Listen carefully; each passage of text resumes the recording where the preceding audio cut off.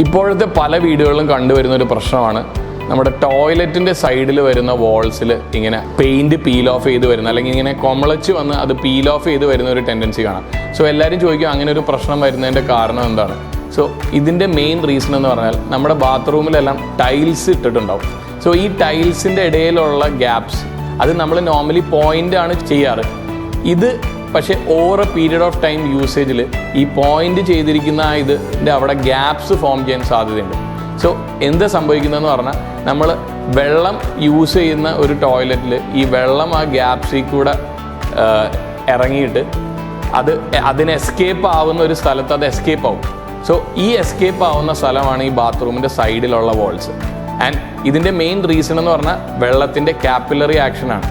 So അത് capillary action എന്താണെന്ന് നിങ്ങൾ സെർച്ച് ചെയ്താൽ നിങ്ങൾക്ക് മനസ്സിലാവും അതെന്താണെന്നുള്ളത്. സോ ഇതുകൊണ്ടാണ് ഇത് സംഭവിക്കുന്നത്. ആൻഡ് ഇത് പ്രിവെൻറ്റ് ചെയ്യണമെങ്കിൽ നമ്മൾ എപ്പോഴും over A period of time use കഴിയുമ്പോൾ ഈ ടൈലിൻ്റെ ഇടയിലുള്ള ഗ്യാപ്പ് നമ്മൾ ഫില്ല് ചെയ്യണം. ആൻഡ് അതേപോലെ തന്നെ ഇങ്ങനെ ഒരു ഇഷ്യൂ കണ്ടാൽ ആ ബാത്റൂം സർഫസും വാട്ടർ പ്രൂഫ് ചെയ്യണം. അത് ചെയ്ത് കഴിഞ്ഞാൽ ഇതിന് അത്യാവശ്യം ഡ്യൂറബിലിറ്റി കിട്ടും, കുറച്ചുകൂടെ നാളെ അത് ലാസ്റ്റ് ചെയ്യാനും